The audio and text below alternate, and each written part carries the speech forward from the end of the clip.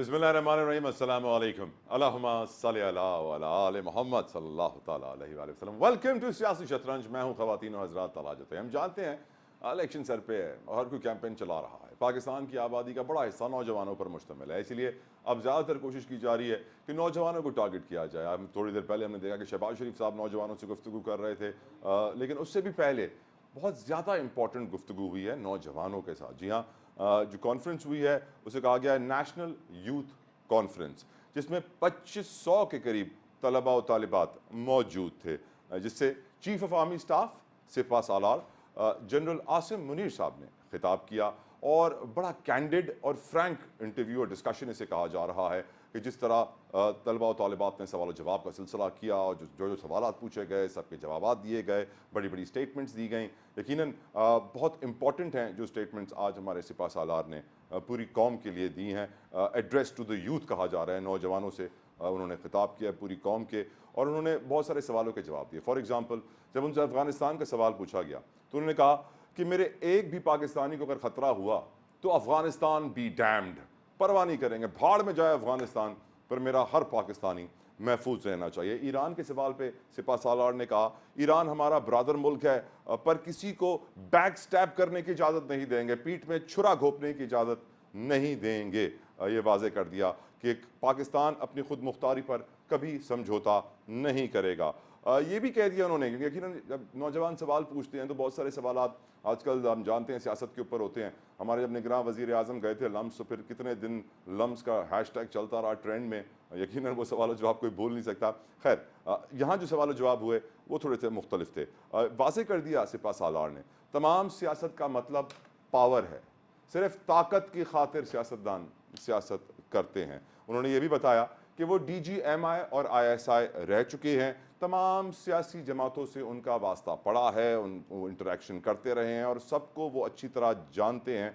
और ये भी कह दिया उन्होंने कि तमाम जमातों में अच्छे बुरे लोग मौजूद होते हैं, इदारों के अंदर भी अच्छे बुरे लोग मौजूद होते हैं। अवाम उसे वोट दें जो उनके काम आए। ये बात मैं भी हमेशा करता हूँ कि वोट देने से पहले ज़रूर सोचिएगा कि वोट किसको दे रहे हैं, क्यों दे रहे हैं, क्या वजह है, वो कौन से काम है आपके हल्के में जो वो शख्स करेगा। जीतने के बाद अगर ना करे तो फिर ये भी तजवीज़ पेश की आर्मी चीफ ने, जो मेरी नज़र में बड़ी काम की थी। उन्होंने कहा ऐसी तरमीम भी आनी चाहिए जो काम ना करे उसे 1 साल के बाद या मिड टर्म के बाद वोट के ज़रिए वापस भी निकाल दिया जाए। ऐसी भी आइनी तरमीम आनी चाहिए, जो मेरी नज़र में एक बहुत अच्छी तजवीज़ थी। और ये गवर्नेंस के सवाल के ऊपर हमारे सिपा सालार ने जवाब दिया। कोई मुल्क के टुकड़े करने लगे, ये बात उन्होंने उस वक्त की जब पूछा गया कि हुकूमत को मुद्दत पूरी करने क्यों नहीं दी जाती, कोई हुकूमत 5 साल पूरे क्यों नहीं करती। उन्होंने कहा कोई मुल्क के टुकड़े करे और या बेचने लगे तो उसे मुद्दत पूरी करने दी जाए। इंडिया में 12 अदम एतमाद की तहरीकें आई, कुछ नहीं हुआ। बरतानिया में 3 वजीर आजम बदल गए, कुछ नहीं हुआ। होना ये चाहिए था कि पार्लियामान का हिस्सा रहते, सड़कों पर ना आते, 172 का नंबर पूरा कर देते। इलेक्शन 8 फरवरी को होंगे, नौजवान सोच समझ कर वोट दें। यकीनन बहुत इंपॉर्टेंट मैसेज आर्मी चीफ का। प्रोग्राम में तफसीलन इसके ऊपर भी डिस्कशन होगी, लेकिन हम जानते हैं सियासी माहौल भी इस वक्त उरूज पे है। जहाँ जहाँ इलेक्शन कैंपेन भी हम देख रहे हैं कि बढ़ती जा रही है, क्योंकि 15 के करीब दिन बचे हुए हैं। और साथ ही साथ सिक्योरिटी अलर्ट्स। जी हाँ, आज महकमा दाखिला पंजाब ने एक मुरासला जारी किया है, जिसमें कह दिया है कि गैर जमहूरी कुव्वतें खलल डाल सकती हैं। गैर यकीनी और अदम इस्तेहकाम का मकसद इलेक्शन मुलतवी करना है, फूल प्रूफ इंतजाम किए जाएँ। हम जानते हैं ऐसी खबर इस्लामाबाद से कुछ दिनों पहले आई थी, वहाँ पे ये खबर चल रही थी कि यूनिवर्सिटियाँ तालीमी इदारे बंद हो गए। पंजाब से अब ये खबर आ गई है कि वहाँ की भी वजारत दाखिला ने मुरासला जारी कर दिया है, थ्रेट अलर्ट रिलीज़ कर दिया है। जिसके बाद अब ये सोचने की ज़रूरत है कि मुल्क में आने वाले इंतखाबात पुरअमन होंगे या नहीं, क्योंकि बहुत सारे तज्ज़ियाकार और सोशल मीडिया पे ये नैरेटिव बिल्ड किया जा रहा है कि इलेक्शन के दिन ऐसा खून खराबा हो सकता है जिससे अल्लाह पाकिस्तान को बचाए। अल्लाह ना करे, अल्लाह ना करे, अल्लाह ना करे, लेकिन उससे इलेक्शन असरअंदाज ज़रूर होगा, इलेक्शन डिले भी होगा। और यकीनन पाकिस्तान में जो इस्तेहकाम स्टेबिलिटी आने का प्रोसेस है उसमें ताख़ीर होगी, जो इस वक्त पाकिस्तान अफोर्ड नहीं कर सकता। नवाज शरीफ की बात की जाए तो आज नवाज शरीफ ने कहा कि मेरे साथ क्या दुश्मनी थी, मुझे क्यों निकाला। यकीनन ये बातें तो काफ़ी वक्त से नवाज शरीफ साहब कर रहे हैं, लेकिन एक और चीज़ जो इस वक्त नवाज शरीफ साहब के लिए बिल्ड की जा रही है, एक लाइन जो बड़ी मशहूर हो रही है सोशल मीडिया पे, साडी गल हो गई है। तो यकीनन ये बात अब थोड़ी सी अजीब है, इलेक्टोरल प्रोसेस के दौरान ये नैरेटिव बिल्ड नवाज शरीफ साहब के खिलाफ किया जा रहा है। खैर, बिलावल भुट्टो जरदारी साहब ने भी नवाज शरीफ साहब पर आज तनकीद की और कहा कि अपने लिए एक हस्पताल नहीं बना सके और चौथी बार वज़ीर आज़म बनना चाहते हैं। अपना मंशूर तो तैयार कर लें। यकीनन ये सोचने की बात है, 15 दिन करीब बचे हैं इलेक्शन में और अभी तक PMLN का मंशूर नहीं आया। खैर, ये भी सुना है कि बिलावल भुट्टो जरदारी साहब बहुत जल्द कराची प्लान का ऐलान करेंगे। कराची के लिए पीपल्स पार्टी ने खुसूसी प्लान तैयार किया है, जो तवक्को की जा रही है कि आने वाले दिनों में, कल परसों बहुत जल्द उसकी अनाउंसमेंट हो जाएगी। यकीनन उसकी तरफ बहुत सारे लोग देखेंगे। ये भी कहा बिलावल भुट्टो जरदारी ने कि आज़ाद उम्मीदवारों के साथ मिलकर हुकूमत बनाना पसंद करेंगे। आज़ाद उम्मीदवारों की बड़ी गेम है इन इलेक्शन में। वजह यह है कि जो PTI के आज़ाद उम्मीदवार थे वो जीतने के बाद PTI में नहीं जाएंगे, वो किसी और जमात में शामिल होंगे।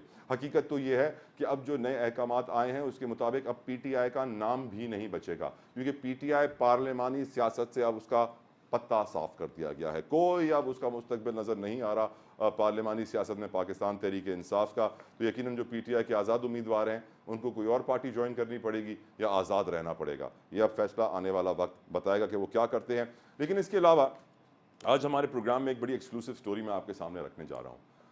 ये खबर वो है जो 2018 में भी मैंने कवर की थी इंतखाबात के दौरान। इलेक्शंस के दौरान जो सिंध में सेंसिटिव और एक्सट्रीमली सेंसिटिव, हसास और इंतहाई हसास पोलिंग स्टेशन से उनके ऊपर CCTV कैमरास लगाना यकीनन वक्त की ज़रूरत है। और 2018 के इलेक्शंस में मुझे याद पड़ता है जब मैंने रिपोर्ट किया था, और सिर्फ मैंने रिपोर्ट किया था, कि जिन CCTV कैमरास और इक्विपमेंट की लागत 20 करोड़ रुपए थी, वो हमने एक दिन के लिए किराए पे लिए थे 60 करोड़ में। अब मेरे पास खबर ये आई है कि सिंध वही CCTV कैमरास कोई 4515 सेंसिटिव और एक्सट्रीमली सेंसिटिव पोलिंग स्टेशन के लिए जो ले रहा है, 112 करोड़ रुपए में ले रहा है। यकीनन मैं ये सोचने पर मजबूर हो जाता हूँ कि काश ये 112 करोड़ रुपए इस कौम पे लगते, कितना फ़ायदा हो जाता। ये एक अरब अगर जमा हो जाए जो पाकिस्तान का ज़ाया होता है। अब भी अगर इन कैमरास की लागत देखी जाए जो अभी 112 करोड़ में हम एक दिन के लिए किराए में ले रहे हैं, तो ये 40-50 करोड़ से ऊपर नहीं होगी। लेकिन जिसको किराए पे दे रहे हैं शायद वो इतना ताकतवर है कि उससे कोई ये ठेका ले नहीं सकता और रेट उसका हमेशा डबल ही रहेगा। आज के प्रोग्राम में हम इस पर ही बात करेंगे, साथ साथ हल्का NA-247 की बात होगी। यकीनन हल्के की सियासत बहुत इस वक्त उरूज पे है। NA-247 बहुत इंपॉर्टेंट हल्का है। MQM का गढ़ समझा जाता था, पहले ये NA-244 था। कहा जाता है यहाँ MQM का राज है, लेकिन मसाइल के अंबार भी बहुत सारे हैं इस हल्के में, जो इस हल्के के उम्मीदवारों से हम आगे चल के प्रोग्राम में डिस्कस करेंगे। साथ साथ ख्वाजा इजहारुल हसन साहब हमें ज्वाइन कर चुके हैं। MQM पाकिस्तान के सीनियर रहनुमा हैं, किसी तारुफ के मोहताज नहीं है। और इस हल्के में जिसकी मैं जिक्र कर रहा था NA-247 का, ऐसे जो कैंडिडेट्स हैं, अशरफ जब्बार कुरैशी साहब, माज शेख साहब, मुनीर जफ़र साहब जमात इस्लामी पीपल्स पार्टी और आज़ाद उम्मीदवार हमें इस हल्के के ज्वाइन करेंगे। एक ब्रेक के बाद गुफ्तगू शुरू करते हैं ख्वाजा इजहार से, कहीं मत जाएगा, स्टे ट्यून्ड।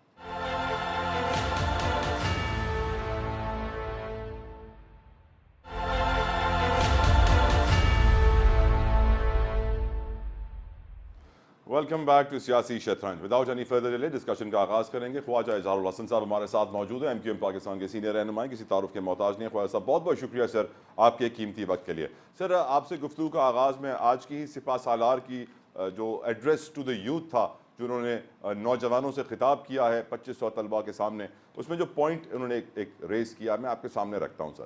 सर स्टूडेंट्स ने हमारे सिपा सालार से सवाल पूछा कि पाकिस्तान में कोई हुकूमत अपनी मुद्दत पूरी क्यों नहीं करती, जिस पे सिपा सालार ने कहा कि अगर कोई मुल्क के टुकड़े करने लगे या बेचने लगे तो क्या उसे मुद्दत पूरी करने देनी चाहिए। तो मैं फिर हुजूर ये सोचने पर मजबूर हुआ ख्वाजा साहब, नवाज शरीफ साहब की हुकूमत भी 2 दफ़ा लपेटी गई तो उन्होंने भी यकीनन मुल्क टुकड़े करने या बेचने का सोचा हो। पीपल्स पार्टी के साथ भी ऐसा हुआ, लेकिन उनको तो फिर मौके पे मौका भी मिल रहा है। तो ये बात कुछ हजम नहीं हुई सर, आपको हुई? जी, मेरा ख्याल है कि मेरे पास ज़ाहिर सिपा सलार साहब ने किस तनाजुर में ये जवाब दिया, उनके पास बैकग्राउंड होगा यकीनन, और वो एक गुफ्तगू का ख़ास अंदाज आपको पता है उनका होता है तमाम लोगों का। मैं सियासी तौर पे ये समझता हूँ कि टेन्योर पूरा ना होने में मेरा ख्याल है सियासी पॉलिसियाँ भी बहुत मदाखलत रखती हैं।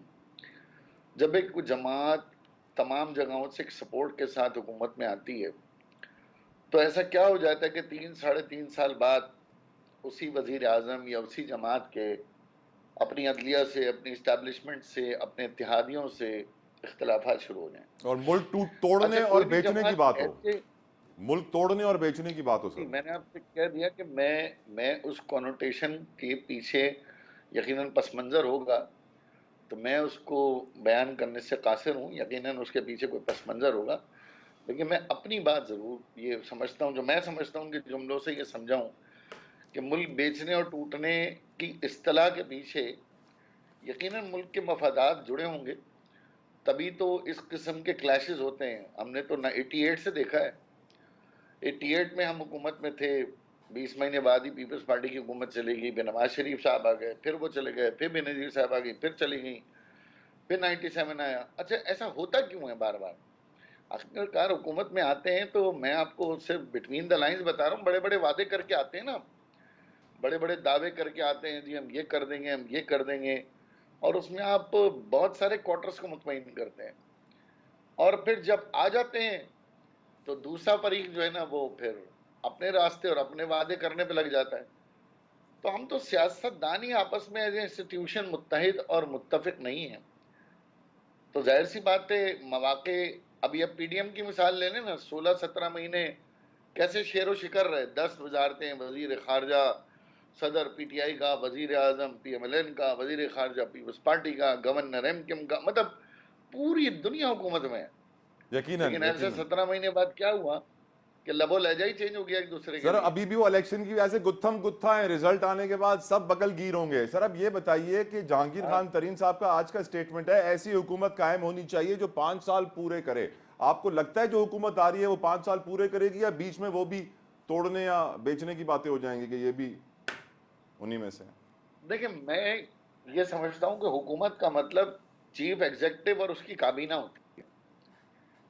अगर चीफ एग्जीक्यूटिव के साथ साथ उसकी काबीना वाकईतन मुखलिस है, अहल है, और वो बेलौसी से काम करे, तो क्यों नहीं आप 5 साल पूरे कर सकते?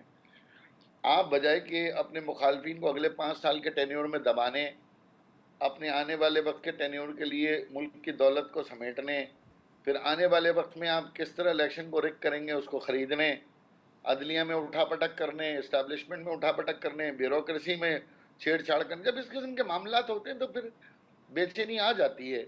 हमें ये सोचना चाहिए हम 5 साल के लिए आए हैं, हम अपने 5 साल सुकून से गुजारें, फिर अगले 5 साल अवाम को फिर दे दें। लेकिन यहाँ तो जो 5 साल के लिए आता है वो अपने 15 साल की हुकूमत का प्लान करने बैठ जाता है।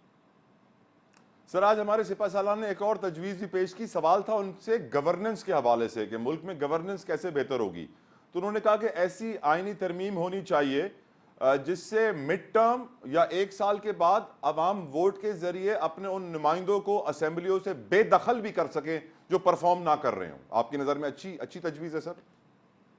मैं कहता हूँ इट्स वंडरफुल वंडरफुल ये सजेशन है, और ये होना चाहिए। जब अवाम लेकर आते हैं और अवाम से वादे की जाते हैं तो फिर 5 साल तक अवाम उनका मुंह नहीं देखते, ना उस वजीर आजम को देखते हैं, ना उस वजीर को देखते हैं।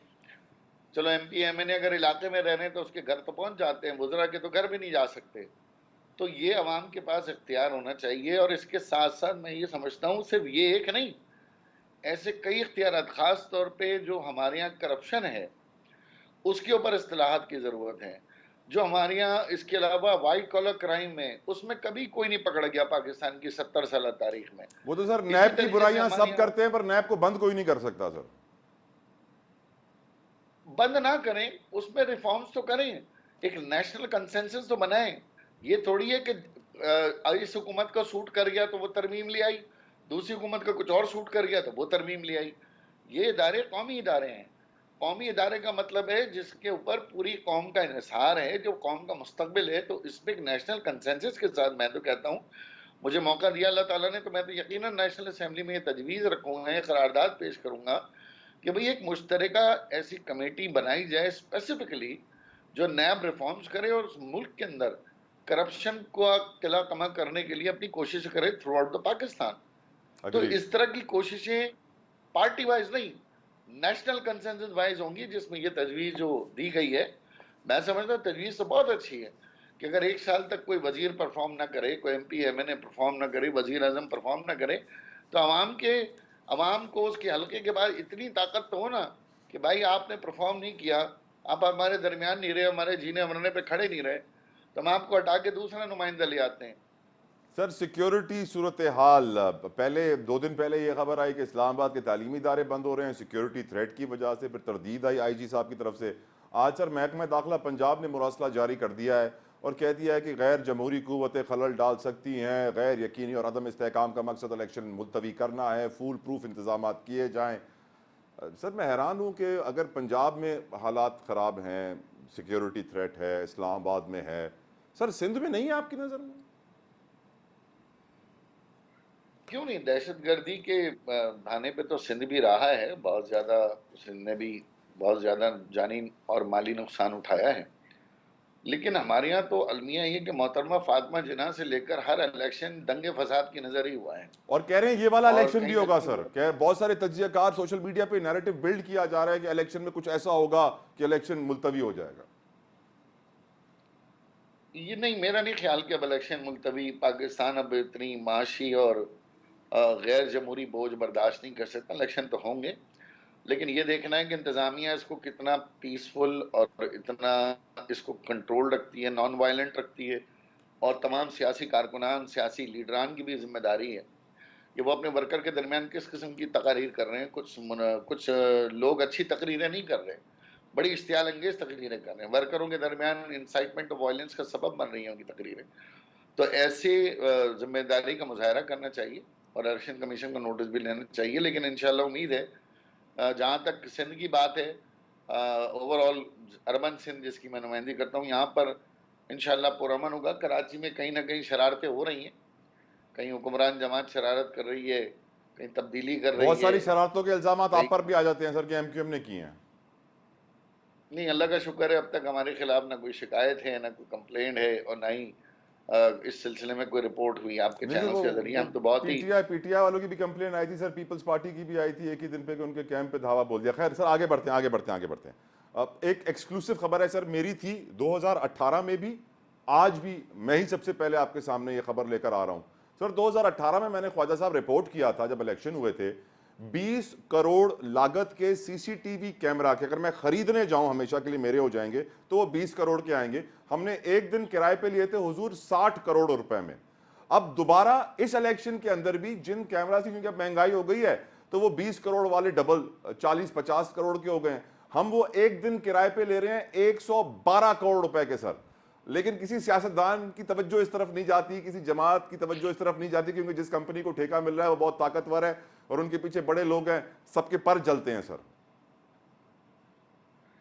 हाँ जी, मेरी मेरी नज़र से ये खबर गुजरी थी आपकी यकीनन 2018 की, और ये बड़ी परेशानी की बात है। लेकिन इसमें एक और भी, फिर इसमें भी सियासी गलती है। देखें जनाब, इलेक्शन कमीशन है क्या? 5 अफराद का एक इदारा है जिसको एक मुकम्मल इदारा होना चाहिए। और जब इलेक्शन करीब आते हैं तो ये इलेक्शन कमीशन आपकी वजारतों से, आपके महकमों से उधार बंदे लेता है। उनकी पगार, उनकी तनख्वाह आप देते हैं। फिर वो आपकी पुलिस से सिक्योरिटी लेता है जिसकी तनख्वाह आप देते हैं। फिर उसके बाद आर्म फोर्सेस लेता है जिनकी तनख्वाह आप देते हैं। फिर इसी तरीके से उसके पास तो कैमरे खरीदने का फंड नहीं है, फिर वो कैमरे किराए पे भी लेता है जिसकी तनख्वाह भी, जिसके किराया भी आप देते हैं। तो इलेक्शन कमीशन का काम सिर्फ इलेक्शन नहीं है। इलेक्शन कमीशन को तो एक ऐसा इदारा होना चाहिए जिसमें परमानेंट अफराद हों जो 5 साल तक आने वाले इलेक्शन की मुकम्मल मरबूत ऑब्जर्वेशन के साथ तैयारी करें। और ये सारे एसेट्स जो हैं ये इलेक्शन कमीशन के मातहत होने चाहिए, ताकि एक दफ़ा खर्चा हो और एक दफ़ा खर्चा होने के बाद दोबारा मजीद हमारे टैक्सों के पैसों का बोझ हम पे ना पड़े। और फिर पिछले वो जो आपने बताया 20 करोड़ रुपए, उसका भी कोई पता नहीं होगा कि वो किधर गए। ये तो नए खरीद रहे हैं, वो किधर गए? तुल के बिके, नहीं सर, वो तुल के ख्वाजा साहब बिके। एक दिन इस्तेमाल होने के बाद दोबारा डब्बे के अंदर पैक हो जाते हैं और दुकान में रख दिए जाते हैं as brand new for sale. Yes, तो मेरा ख्याल है कि ये, इसमें भी हमें ये सोचना चाहिए कि इलेक्शन कमीशन को हम एक बाकायदा इंस्टीट्यूशन बनाकर उसको एक अलहदा इंडिपेंडेंट बॉडी बनाए, उसका अकाउंटेबिलिटी भी हो। और ये जो खर्चे हैं, बिल्कुल जायज़ बात है आपकी, इन खर्चों को बिल्कुल अवाम पे बोझ है, इलेक्शन के नाम पर अरबों रुपए इस तरह से जाया नहीं होने चाहिए। MQM का मुस्तकबिल क्या सर? नून से इत्तेहाद फाइनल नहीं हो सका, इतनी मुलाकातों के बाद भी आप समझते हैं कि पीपल्स पार्टी को टफ टाइम देगी? क्योंकि PTI का तो पत्ता साफ हो गया है, अब आपके सामने सिर्फ PTI है, लेकिन बहुत सारी जगहों पे सर मजहबी जमातें भी, जमात इस्लामी, TLP मुकाबला कर रही हैं सर। नहीं, मैं नहीं समझता जमात इस्लामी कराची और जमात इस्लामी KPK ये तो दो अलग अलग जमातें हैं। तो यहाँ जमात इस्लामी का जो रुख है वो अवाम को अच्छी तरह पता है। बाकी ये कि पीपल्स पार्टी ये सिर्फ वो हाथी के दांत दिखाने के हैं। ये हुकूमत बनते ही सबसे पहले आप देखिएगा पीपल्स पार्टी के लोग ओथ ले लेंगे, और मुझे तो लगता है कि आने वाली हुकूमत मखलूत हुकूमत बनेगी। और MQM का मुस्तकबिल अल्लाह का शुक्र है, चाहे 1992 हो या 2013 हो या 2015 हो, हुकूमत बनाते हैं हम, हुकूमत को घर भी भेजते हैं। लेकिन जाहिर है क्योंकि कराची की हम अहमियत को जताना चाहते हैं, हमने मुआहदे भी किए सारे सियासतदानों के साथ, सिर्फ कराची स्पेसिफिक किया। हम ये समझते हैं कि कराची इकोनॉमिक हब नहीं है, आपका स्ट्रैटेजिक हब भी, आपका अस्करी क़यादत का भी दिल है, आपका माशी दिल है, पूरे पाकिस्तान आपका का दिल है सर। बैंकिंग आपका कॉरिडोर भी है। तो मैं समझता हूँ कि इस शहर की अहमियत जताने के लिए MQM को अपना किरदार अदा करता रहना चाहिए। और जब तक हमारा इकोनॉमिक हब है, हमारा वजूद है, जब तक MQM का मुस्तकबिल, और इंशाल्लाह पाकिस्तान के साथ जो जो जमहूरी अमल में हम हिस्सा ले सकेंगे ज़रूर लेंगे, और आगे बढ़ाने में, तरक्की करने में किरदार अदा करेंगे। पुरअमन कराची इस बात की ज़मानत है। हुजूर, मैं आखिरी सवाल आपसे पूछ रहा हूँ। मुस्तफ़ा कमाल साहब हों, फारूक सत्तार साहब हों, आपकी दूसरी खालिद साहब हों, दूसरी लीडरशिप हो, आपकी पार्टी से एक नैरेटिव बिल्ड किया जा रहा है कि जिसको भी वज़ीर आज़म बनाना है उसको MQM की मदद दरकार होगी। क्या MQM की सियासत का मकसद वज़ीर आज़म बनाना ही है, या फिर ऑपोजिशन बेंचें भी आपके ऑप्शन में मौजूद हैं? अजीब सा सवाल है। पूरी दुनिया के सियासी जमातों के मंशूर उठा लें, चाहे उनको एक ही सीट मिल रही हो, तो क्या उनके मंशूर में ये लिखा होता है कि वो इलेक्शन जीतकर अपोजिशन में बैठेंगे? ये जो आपने देखा है अभी, ये वजीर आजम नवाज शरीफ, वजीर आजम बिलावल साहब, वजीर आजम फलाना, वजीर आजम फलाना, तो ये इनके मंशूर में क्यों नहीं लिखा हुआ कि भाई opposition leader Nawaz Sharif, opposition leader Bilawal? ऐसा नहीं होता ना। हर जमात हुकूमत बनाना चाहती है, हुकूमत में जाना चाहती है। और पाकिस्तान के अंदर ये जो एक brute majority, I am sorry ये लफ्ज जरा सख्त है, ब्रूट मेजॉरिटी है, इसका मतलब है जिसकी लाठी उसकी भैंस है। तो वजीर आजम बनेगा तो अपने हल्कों को भी सर्व करेगा, नौकरियां भी देगा, वरना अपोजिशन के हल्के तबाह कर देगा, जिस तरह हमारे हल्के 15 साल से तबाह हुए हैं। तो MQM भी अगर वजीर आजम बना नहीं, सब वजीर आजम MQM का बन नहीं सकता। पर सर मैं कता कलामी की माजरत, ख्वाजा साहब, आपने कहा 15 साल से आपके हल्के तबाह हुए हैं। अगर इस 15 साल का रिकॉर्ड निकाला जाए तो बड़ी वफाकी हुकूमतों का आपका शेयर रहा है सर। 18वीं तरमीम को क्या करूं, घर में रख लूं, सजा लूं? नहीं, उससे फायदा उठाएं सर। हाँ, तो वो फायदा कौन उठाएगा? वजीर आला सिंध है ना उसका बादशाह। तो नहीं सर, अगर आप फायदा आवाम को नहीं पहुंचा सकते तो वजीर क्यों बनते हैं सर? नहीं, हम वजीर बनते हैं तो हमने काम भी किए। हमारे वज़रा के दौर में तो बड़ी चीखें निकली हैं सबकी कि MQM ने नौकरियां दे दी, MQM ने ये कर दिया, MQM ने प्रमोशन कर दिया। हम तो करेंगे, हमने तो अपने दौर में नौकरियां दी हैं, आगे भी देंगे। अभी भी फैसल सजवारी भाई, अमीनुल हक के वजारतों में हमने, जो अली जैदी साहब 950 घरों को बेरोजगार करे बैठे थे, हमने उन्हें बहाल किया, नौकरी भी दी है, प्रमोशन भी दी है, और उनको आगे एलिवेट भी किया है, सुप्रीम कोर्ट से केस भी जीते हैं। आइंदा भी हुकूमत में जाएंगे तो अपने शहर के लिए इंफ्रास्ट्रक्चर भी बेहतर करेंगे, नौकरियां भी देंगे, और बहुत सारा शहर के साथ जुल्म हुआ है उसका हिसाब भी लेंगे। राइट सर, बहुत लेकिन बहुत वजीर आजम बनाने के लिए, आपकी जरूरत बनाने पड़ेगी। के लिए जब हमने शर्त रखी है कि जब तक MQM अपना वजीर आजम लाती, जो भी बनने के लिए आएगा वो हमारी आईनी तरामीम जरूर साइन करेगा। और देखें, सीधी बात है, आखिरी बात मैं आपको कहूँ, जी जी भाई हम क्या कर सकते हैं? मुआहदा कर सकते हैं, वादा करवा सकते हैं, अमानतन कोई चीज अपनी सियासी इत्तेहादों को कह सकते हैं। मुनाफिक की 3 ही निशानियां ना, वादा करे तो पूरा ना करे, जब बोले झूठ बोले, अमानत में खयानत करे। तो हमने तो मुआहदा करके पूरे पाकिस्तान के अंदर मुनाफिकों को बेनकाब किया। अब देखते वैसे हैं अगला हुजूर, मुनाफिक कौन होता है। मुनाफिकों की निशानी में नमाज का निशान भी है, दाढ़ी भी है, 5 ऊपर भी हैं। फिर पूछा गया सहाबा की जानिब से आका सल्लल्लाहु अलैहि वसल्लम से, किस तरह पहचानेंगे मोमिन कौन, मुनाफिक कौन, क्योंकि दोनों दिख तो एक जैसे रहे होंगे। तो नबी करीम सल्लल्लाहु अलैहि वसल्लम ने फरमाया, रहमतुल्लिल आलमीन वजह तख्लीक कायनात का फरमाने आली शान, अली मोमिन तुमसे बुग़्ज़ रख नहीं सकता, मुनाफिक तुमसे प्यार कर नहीं सकता। बहुत बहुत शुक्रिया ख्वाजा इज़हारुल हसन साहब आपके कीमती वक्त के लिए। प्रोग्राम में हम यहाँ एक ब्रेक की तरफ बढ़ते हैं। ब्रेक के बाद MQM का बड़ा पक्का हल्का है NA 247, तफसीलन बात होगी, उनके उम्मीदवार में ज्वाइन करेंगे, आप कहीं मत जाइएगा।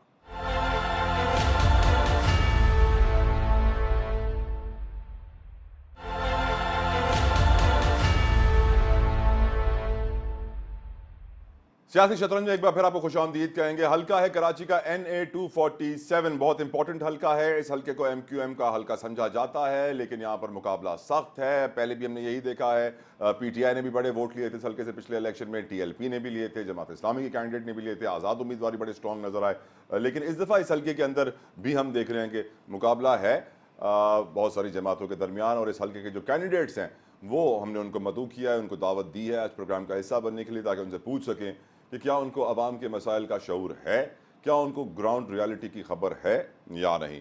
मैं वेलकम करूँगा शो में अशरफ जब्बार कुरैशी साहब को, जो कि आज़ाद उम्मीदवार हैं इस वक्त NA 247 से। बहुत बहुत शुक्रिया कुरैशी साहब आपके कीमती वक्त के लिए। कुरैशी साहब की खास बात यह है कि 8 बार आप इलेक्शन लड़ चुके हैं, PTI के प्लेटफॉर्म से नहीं जीते, लेकिन इस दफ़ा भी आप इलेक्शन लड़ रहे हैं उसी मोटिवेशन और उसी मोराल के साथ। ये स्टेमिना कहाँ से आया पूछेंगे इनसे। हमें ज्वाइन किया है जमात इस्लामी के कैंडिडेट मुनीम ज़फ़र साहब ने। बहुत बहुत शुक्रिया मुनीम साहब आपके कीमती वक्त के लिए। यकीनन जमात इस्लामी एक बड़ी जमात है, अब क्या इस हल्के में वो परफॉर्म कर पाएगी, आपसे पूछेंगे कुछ लम्हों बाद। पीपल्स पार्टी के कैंडिडेट थे माज शेख साहब, लेकिन इत्तला ये आई कि उनके हल्के में हालात कुछ नासाज हुए हैं, कुछ प्रॉब्लम्स हुई हैं, जिसकी वजह से उनको रिप्रेजेंट करने के लिए लास्ट मिनट में हमें ख्वाजा सोहेल मंसूर साहब ने ज्वाइन किया है। सोहेल साहब, thank you so very much, आपने लास्ट मिनट अपना कीमती वक्त हमारे लिए निकाला। इससे पहले कि मैं हल्के का जिक्र करूं, सबसे पहले सोहेल साहब आपकी तरफ आना चाहूँगा। क्या हुआ सर आपके हल्के में, क्यों माज नहीं आ सके, कुछ हमें बताएंगे, और हालात हैं क्या ग्राउंड पे? बिस्मिल्लाहिर्रहमानिर्रहीम, और जो जितने मेरे भाई बैठे हैं सबको अस्सलाम वालेकुम। मास के हल्के में इलेक्शन ऑफिस में जो कारकुनान काम कर रहे थे, तो वहाँ MQM के दहशत गर्दों ने आके बाहर से ताला लगाया और एक तरह से हमला ही किया। बहरहाल लॉ इन्फोर्समेंट एजेंसीज़ और पुलिस ने बरवक्त कार्रवाई की और तसादुम होने से बचा लिया, और इसलिए माज नहीं आ सके क्योंकि माज वहाँ पे मसरूफ़ थे। और ये तो रोज़ का सिलसिला स्टार्ट है, क्योंकि डिस्ट्रिक्ट सेंट्रल के अंदर जो है वो इस वक्त MQM तो इंतहाई घबराई हुई है, क्योंकि हमारा मुकाबला MQM से है नहीं, हमारा मुकाबला जमात इस्लामी से है। और हम ये चाहते हैं कि पुरअमन तरीके से जिसका भी वोट बैंक हो वो अपने वोट बैंक के ऊपर चले, ना कि गुंडागर्दी और दादागिरी। आपको पता है कि पिछले हफ्ते भी एक FIR हुई है MQM के दहशतगर्दों पर, जिसके रिएक्शन में जो है मुस्तफ़ा कमाल इतने बौखला गए कि स्टेज के ऊपर खड़े होकर उनके मुंह से झाग निकल रही थी। और वो एक महाजिर कौम जो तहजीब याफ्ता और पढ़ी लिखी और अमन पसंद कौम है, उसके लीडर जो हैं वो डॉक्टर आसिम के लिए कह रहे थे कि उनको किस किस्म के भैंसों के इंजेक्शन लगाए जाएं, और उसके बाद खुद पहुंच गए और तैमूरिया थाने, हैदरी थाने में उन्होंने MQM के खिलाफ एक काउंटर FIR कराई।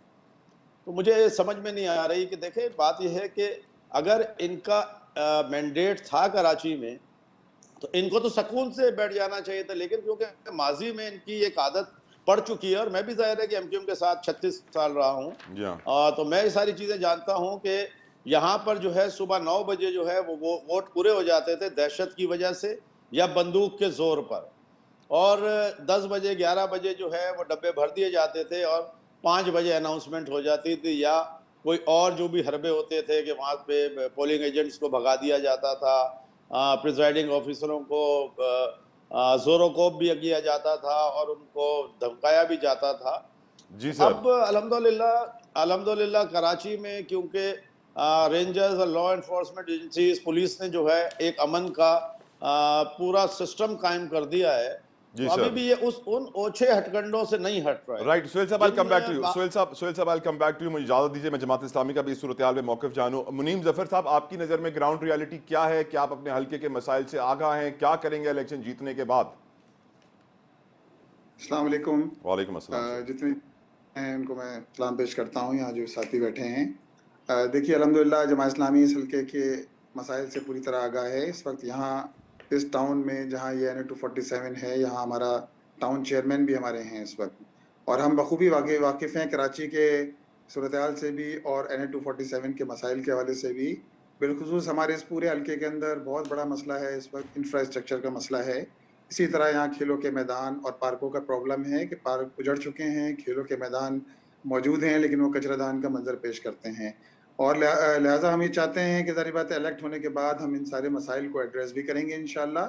ये इस पूरे NA का, ना सिर्फ NA का बल्कि पूरे कराची का इंफ्रास्ट्रक्चर का मसला है, जिसके हवाले से हम मुख्तलिफ औकात में बात भी करते रहते हैं, और अल्लाह ने चाहा तो इस शहर को डेवलप करेंगे, तालीम, तरक्की, खुशहाली की जानिब और लोगों के चेहरों पर खुशियाँ लौटाएंगे। अशरफ जब्बार कुरैशी साहब, आपने पिछले इलेक्शन में 39,145 वोट्स लिए थे PTI के प्लेटफॉर्म से, आप रनर अप थे, नंबर 2 थे इस हल्के में, और MQM ने लिए थे इस हल्के से 52,426 वोट्स। इस दफ़ा आपको क्या लग रहा है, अब तो आप आज़ाद उम्मीदवार हैं? पिछली दफ़ा जो वोट लिए थे ना, ये वोट मेरे एक सूबाई जीत चुका था मैं, ओके। और एक हल्का जो है ये वाला जो है 48,000 समथिंग वोटों का रिजल्ट मेरे हाथ में था हमारे पोलिंग एजेंट्स का, और ख्वाजा इजहार वाले हल्के के अंदर हमारे आधे से ज़्यादा पोलिंग स्टेशन जो है उनका रिजल्ट नहीं आया था, और उसामा कादरी मेरे मुकाबले में थे। जी हाँ। मेरे चीफ पोलिंग एजेंट को मुबारकबाद दे के चले गए थे, घर में जाके सो गए थे, गवाहियाँ मौजूद हैं, इनको मैंने हरा दिया था वहाँ से। सुबह उठे तो आप हार गए? नहीं, 3 दिन बाद रिजल्ट आया, 3 सुबह दिन नहीं बाद आया। हारे हैं। कोई देखें, जिस हल्के में RTS कोई बैठ गया जीतता है तो उसके बाद जश्न होता है। मेरे हल्के में शोक था इनकी तरफ से, और मुझे थोड़ा सा आइडिया हो गया था, तो मैं उसकी वजह से, मेरे लड़के कह रहे थे कि हम आतिशबाजी करें, ये करें, तो मैंने उनको मना किया कि मुझे लगता है समथिंग रॉन्ग, कोई प्रॉब्लम है, और वो प्रॉब्लम 3 दिन के बाद मेरे सामने आ गई। और ये दूसरी दफ़ा हुआ था मेरे साथ, इससे पहले 2013 में भी हुआ था मेरे साथ, जब मैं NA-253 था ये गुलशन इकबाल वाला, जिसमें बाद में इमरान खान साहब लड़े, वो सीट मैंने लड़ी थी। मैं जीता हूँ 2002 के अंदर, वहाँ पे लड़ा था, फिर 2013 में वहाँ से लड़ा, और इमरान खान साहब को फिर 2018 के इलेक्शन में मैंने कहा कि आप यहाँ से खड़े लड़े, मेरी सीट है, कंफर्म सीट है ये वाली। उस वक्त भी उन्होंने जो वोट दिए थे वो 68,000 70,000 दिखाए, लेकिन वहाँ के जो रिज़ल्ट था वो बहुत अबव था, जिसको ये MQM चेज़ भी नहीं कर पा रही थी। और उस वक्त अल्ताफ़ हुसैन साहब की भी थी MQM, जिस वक्त हमने इनको वहाँ पे हराया था 2013 में। और अभी इस दफ़ा जो आप कह रहे हैं आज़ाद, तो आपको पता होगा कि ये जो अभी जमातें हैं जो भी हैं, और जो भी वहाँ पर हैं, और इन्होंने जमात इस्लामी वाले साहब ने कहा कि इनके जो चेयरमैन वहाँ पर हैं, ये तो बहुत अच्छा हुआ कि इन्होंने इतराफ़ कर लिया, क्योंकि 2018 में मैंने बहुत काम कराया था वहाँ पे, लोगों के गाँव वहाँ पे बहुत गटर साफ किए थे, और मैं 2018 के बाद 2023 तक 24 तक मैं वहीं पे था। कराची वाले गटरों से आगे नहीं बढ़ पाते हैं, हम गटर ही साफ करते असल में रहते हैं। मसला पता है क्या है, अब क्या हो क्या रहा है, वहाँ गए उससे भी बुरा हाल हुआ है। अच्छा, इनका टाउन नाजिम है, और वो इस वक्त जो है 8-9 महीने से जमात इस्लामी का टाउन नाजिम है वहाँ पे।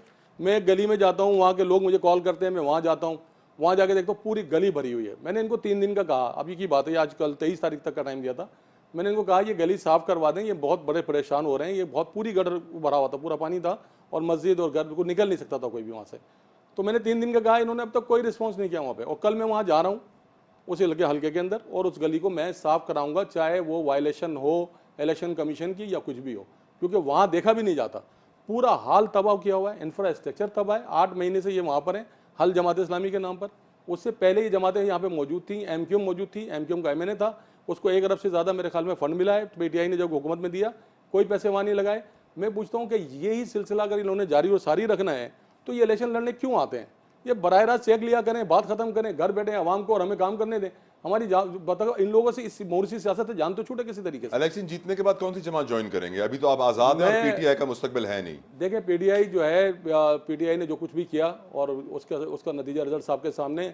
आज जो भी PTI में कुछ हो रहा है, उसके चेयरमैन जो थे, जिनको बनाया गया, वो 1.5 साल तक पहले जमात से उसमें थे, पीपल्स पार्टी में थे। तो मैं तो उनके साथ गुलामी नहीं कर सकता, मैं गुलामी नहीं कर सकता उस आदमी की। और जिन लोगों ने हमें इमरान खान को नो कॉन्फिडेंस किया था, वो ऐसे ही आए हुए लोग थे। आज तो लोटे लुटेरों की पार्टी बन गई है। जीतने के बाद आप आज़ाद ही रहेंगे? मैं आज़ाद रहूंगा, और हो सकता है कि मैं 145 पार्टियों में से कोई पार्टी चूज करूं, और उसको अपनी जो पैसे ज़्यादा देगा। नहीं, पैसे तो मेरे पास कभी जिंदगी में अल्हम्दुलिल्लाह अल्लाह ने बहुत दिए, और 8 इलेक्शन मैंने अपने पैसों से लड़े, और ये इलेक्शन भी अपने पैसों से लड़ रहा हूं। मैंने कभी तहरीक इंसाफ से ये बात है, इलेक्शन वही लड़ सकता है जिसके पास पैसे बहुत हो। अल्हम्दुलिल्लाह, अल्लाह का करम है, अल्लाह का करम है। तो आप बिकेंगे नहीं? मुझे कोई जरूरत नहीं है, उन पैसों की जरूरत नहीं है। मैं तो अपने पास से खर्च करता हूँ, पूरा इलाका जानता है। अगर चले जाएंगे वहाँ पे सर्वे करेंगे तो सब बताएंगे आपको, PTI में जाएंगे तो बताएंगे कि अशरफ कुरैशी अपने पास से पैसे खर्च करता है, कभी किसी से कोई फंड नहीं लिया हमने। यहाँ वक्त हुआ एक ब्रेक का, हमारे साथ रहिए।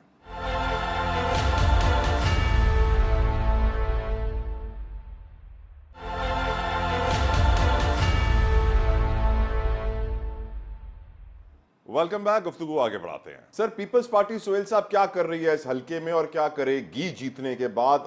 प्रॉब्लम्स यहाँ पे वही हैं, तजावुजात, गटर की लाइनें, जराइम, बेसिक इंफ्रास्ट्रक्चर का ना होना। MQM का गढ़ समझा जाता है। क्या पीपल्स पार्टी इस नजरिए को खत्म कर देगी कि MQM का गढ़ है? देखिए, मेरे ख्याल में मेरे दोस्त जो हैं वो इस बात से आशना नहीं हैं कि पिछले 1.5 साल में पीपल्स पार्टी ने डिस्ट्रिक्ट सेंट्रल में 19 अरब रुपए के काम किए हैं, जिसके अंदर आपके नाले हैं, रोड हैं, शाहराह नूरजहां हैं और बहुत सारे रोड्स हैं ऐसे जिनकी मैं आपको इस वक्त वो डिटेल नहीं दे सकता। कई पार्क्स जो हैं वो बनाए गए हैं, कई पार्क्स के अंदर जो है सुहेल साहब, सॉरी, मैं हाथ जोड़ के आपसे माफी मांग रहा हूं, लेकिन सर एक सवाल है कि कराची में 35 साल से रह रहा हूं सर, ये कराची के रोड जब बनते हैं तो इसके ऊपर यूं ऐसे झोल क्यों होता है? यही रोड जब लाहौर इस्लामाबाद में बनता है तो वो बिल्कुल सीधा होता है, कराची में बनता है तो वो ऐसा होता है, क्यों सर? नहीं, अब आप इस बार अगर आके देखेंगे, क्योंकि हमने जो कोई ऐसे ठेकेदारों को नहीं दिया जो MQM अपने सेक्टर इंचार्जेस को ठेके दे देते थे। हमारी जो बदनसीबी इस वक्त आ रही है वो सिर्फ ये हमें आ रही है, मेयर साहब क्योंकि हमारे हैं। पहली बात, एक नाला जो है वो मेयर साहब की हदूद में है, बाकी जो है उसके साथ जो लिंक नाले हैं वो टाउन की हदूद में है। हम बहुत दिनों से कोशिश कर रहे हैं कि किसी सूरत में आपस में कोऑर्डिनेट करके जो नाले हमारे डिस्ट्रिक्ट सेंट्रल में आ रहे हैं वो हम सिटी गवर्नमेंट से करवा लें, और जो इनके इलाके में आ रहे हैं, देखिए हम सब ने लोगों की फलाह व बहबूद के लिए काम करना है। अगर मैं एक नाला साफ करूंगा तो उसमें ये नहीं है कि कोई महाजिर का नाला साफ नहीं होगा या पठान का साफ नहीं होगा, वो सारी पाकिस्तानी कौम और कराची में बसने वालों लोगों के लिए बीमारियों से बचाने का और एक बेहतरीन अमल होगा। या अगर मैं पानी की लाइनों के ऊपर अभी मैं आपको बता दूं आपके तवज्जुह से, इंशाअल्लाह ताला आपको 8 से 10 दिन में एक पानी की बहुत बेहतर पोजीशन दिखेगी। उसकी वजह यह कि बहुत सारी जगहों के ऊपर मेरे जमात इस्लामी के भाई हैं, मैं इसलिए इनसे नहीं कहूँगा कि मैं वो बच्चा हूँ जो साइकिल के ऊपर खाल जमा करता था और उसके बाद ईगल का एक पेन और एक सर्टिफिकेट लेता था। उस ज़माने में कराची में जमात इस्लामी ही होती थी। इसलिए मैं ये कहता हूँ कि हम देखें सब कराची वाले हैं, हम सबको मिलके अमन व अमान के साथ सुहेल साहब, ये खबरें भी गर्दिश करिए कि बिलावल साहब ने कोई खास प्लान बनाया कराची के लिए?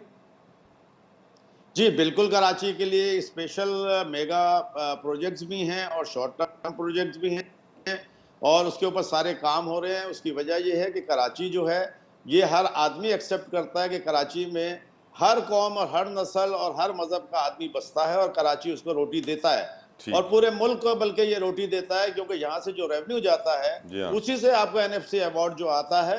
लेकिन मजबूर एक बात मुझे करने दीजिएगा, लेकिन मुझे अफसोस है कि कराची के अवाम जो है वोट दें।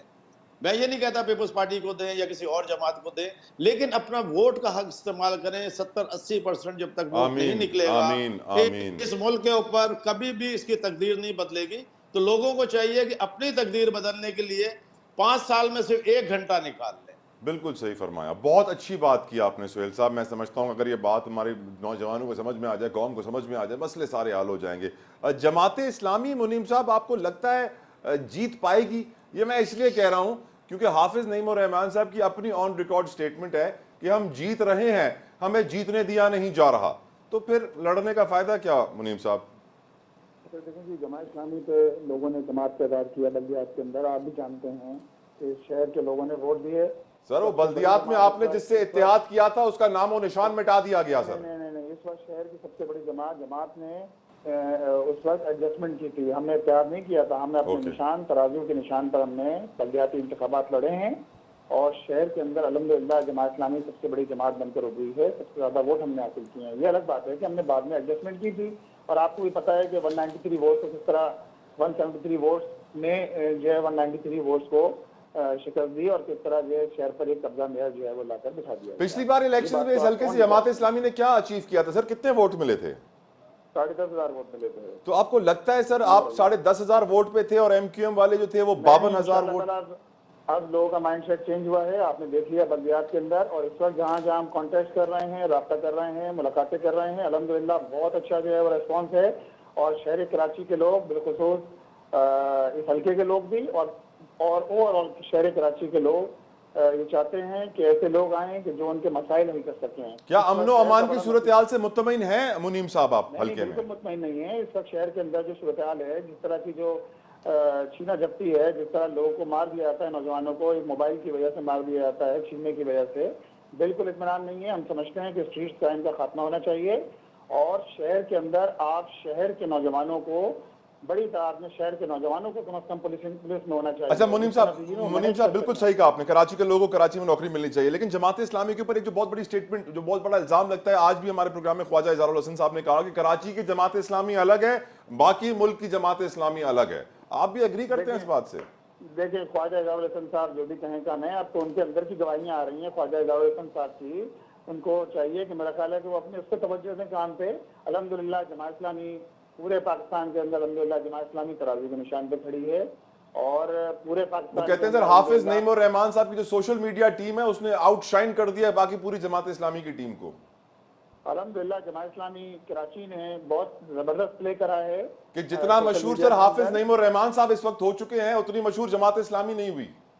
जी जी, जमात इस्लामी का ही प्लान है कि हाफिज नईम और रहमान साहब को, जाहिर बात है वो हमारे इस वक्त कराची के अमीर हैं, तो उससे फेस पे वही हैं, लीडरशिप उन्हीं की लीडरशिप में हम कराची के अंदर पूरी कैंपेन चला रहे हैं और ओवरऑल अल्हम्दुलिल्लाह सराजुल हक साहब की क़यादत के अंदर पूरे पाकिस्तान के अंदर ये कैंपेन चल रही है। कराची में हाफिज नईम और रहमान साहब लीड कर रहे हैं। ठीक सर। तो जाहिर बात है फर्क तो होता है ना, कराची के अंदर जो बंदा लीड कर रहा है वो जाहिर बात है वही फेस पर होगा।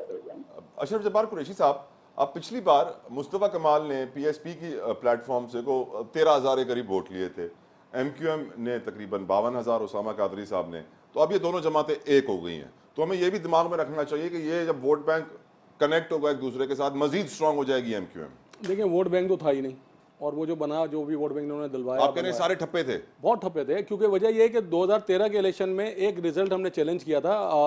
यहाँ पे जुबैर खान साहब लड़ रहे थे तहरीक इंसाफ से, हमने चैलेंज किया था। हमने जब वोट वेरीफाई कराए थे, 1 लाख समथिंग से ज़्यादा वोट थे, नादरा की फीस भरी थी हमने सिर्फ उनकी, जो एमक्यूएम को वोट पड़े थे, तो मेरे ख्याल में 5,000 या 8,000 वोट वेरीफाइड हुए थे 1 लाख कुछ वोटों में से। तो ये तो ठप्पा सिस्टम चलता ही रहता है, अब क्या कर सकते हैं उसके बावजूद भी हमें रिजल्ट। इस इलेक्शन में भी ठप्पे देख रहे हैं? इस इलेक्शन में तो अभी देखना, ये मारामारी की कैफियत फ़ज़ा बन रही है, लोगों के जो मसाइल हैं उनकी बात नहीं हो रही है, उससे कतई नज़र लड़ाई झगड़ा करके एक फसाद की फिजा कायम करना चाहते हैं, ताकि उस फिजा के अंदर कोई चीज़ इनके लिए कोई अपनी मर्जी का कोई। और आप भी ये कहेंगे लड़ाई झगड़े में एमक्यूएम सिर फहरिस्त है?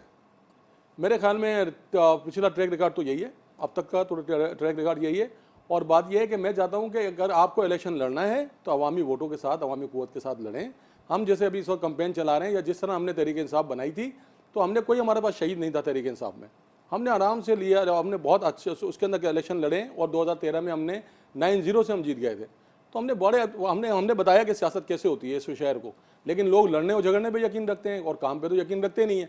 आपके सामने अगर ये सब पार्टियां जो इक़्तिदार में रही हैं, 2 दफ़ा जमात इस्लामी के मेयर रहे हैं, 2 दफ़ा जो है 3 दफ़ा एमक्यूएम रही है, फिर उसके बाद फिर अब जो पीपल्स पार्टी का मेयर है, सिंध में गवर्नमेंट पीपल्स पार्टी की रही है। अगर ये सब काम करने वाले थे और इनके पास इतना विजन था, तो ये सिर्फ इलेक्शन के अंदर ही क्यों आता है सारा विजन? इलेक्शन से पहले क्यों नजर नहीं आता? फिर हम जाके वही सड़कें क्यों देखते हैं, वही टूटी हुई सड़कें देखते हैं, वही रोड खराब देखते हैं। नई कराची के हल्के का मैं आपको बता रहा हूँ, ख्वाजा साहब कह रहे थे ना, वो अभी आपके सामने, मैं ख्वाजा साहब की बड़ी इज्जत करता हूँ, उनको इस पर बताना चाहता हूँ कि आप जरा मेरे साथ चलें या मीडिया को साथ लेके चलते हैं। हाथ कंगन को आरसी किया, पढ़े लिखे को फारसी किया, आप आके देखें वहाँ पे हो क्या रहा है, स्ट्रीट पे देखें और फिर प्रोग्राम करें तो मजा आएगा आपको। यकीनन। ख्वाजा सुहेल साहब रिस्पॉन्ड कीजिएगा सर, लास्ट 2018 के इलेक्शन में जो इस हल्के के रिजल्ट्स थे, क्योंकि उस वक्त ये हल्का NA 244 था, अब ये NA 247 है, तो मैं जब पिछले रिजल्ट्स देख रहा हूं तो टॉप 6 में सर मुझे पीपल्स पार्टी का नाम नजर नहीं आ रहा। आप फिर भी पूरी उम्मीद है कि इस दफा कुछ कर पाएंगे सर इस हल्के में? देखें, कराची में पीपल्स पार्टी जो है अगर भरपूर ताकत के साथ उतरी है तो पहली बार उतरी है। और अल्हम्दुलिल्लाह इस बार जितने भी कैंडिडेट्स, सर ये बात काबिले फख्र है या काबिले शर्म है कि सर पहली बार पूरी ताकत से उतरी है? नहीं, देखें, काबिले शर्म या काबिले फख्र की बात नहीं है, लेकिन कराची के इस बार जो कैंडिडेट्स हैं तकरीबन 80% बिजनेस कम्युनिटी से ताल्लुक़ रखते हैं, कराची के रहने वाले हैं और उसी हल्के के रहने वाले हैं। और जहाँ तक आपने बात की कि तरक्याती काम के लिए, तो मैं अपने दोनों भाइयों को कह रहा हूँ कि आप जब मुझे बुलाएंगे मैं आपके साथ आऊँगा। अगर कहीं काम नहीं हुआ तो इंशाअल्लाह ताला वो काम भी कराएंगे। अभी क्लिक भी काम कर रहा है। और मैं अब तो मसला ये है कि क्योंकि जहाँ काम होने लगता है, कहीं नाला साफ होने लगता है, तो जमात इस्लामी हो या दूसरी जमातें जो हैं वो इलेक्शन कमीशन को एक शिकायत लगाती हैं। मैं आज भी इनको आपके तवज्जुह से एक बात बोलता हूँ, जितनी भी कराची में पार्टियां हैं और स्पेशली मैं कहता हूँ जमात इस्लामी को, देखिए सिंध गवर्नमेंट हमारी इंशाल्लाह आएगी, फेडरल में भी इंशाल्लाह बिलावल भुट्टो साहब आएंगे, आए हमारे गले लगे, हम सब मिलके कराची की खिदमत करते हैं। आमीन। जहां आमीन, आपको सिटी गवर्नमेंट की जरूरत है, मैं आपको वादा देता हूं, आपके टाउन्स को जहां जरूरत है मैं आपको वादा देता हूं। हम ये 5 साल ये सोच के चलते हैं कि हमने कराची को वक्त एक तमाम सफाई हो का गया, शहर, वक्त रोशनियों तमाम का हो गया। शहर। बिल्कुल, आमीन आमीन आमीन। ख्वाजा सोहेल साहब, thank you so very much. Ashraf Jabbar Qureshi साहब बेहद मशकूर, शुक्रगुजार। माज शेख साहब नहीं आ सके, मैं दुआ करता हूँ कि उनकी मुश्किलात आसान हो। मुनीम जफर साहब जमात इस्लामी के बहुत बहुत शुक्रिया। प्रोग्राम का वक्त तमाम होता है, सोशल मीडिया पर फीडबैक जरूर दीजिएगा। अंटिल नेक्स्ट टाइम, अल्लाह हाफिज़।